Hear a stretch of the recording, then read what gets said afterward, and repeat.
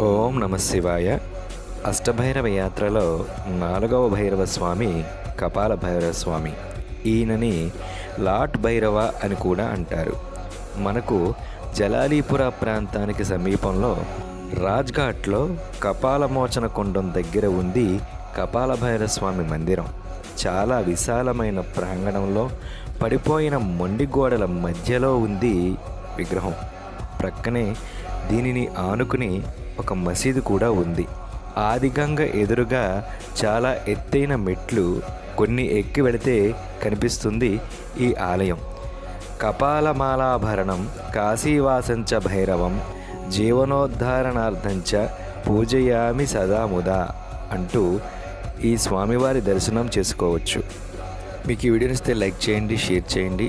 మరిన్ని కాశీ వీడియోల కోసం మా ఛానల్ తప్పకుండా సబ్స్క్రైబ్ చేయండి.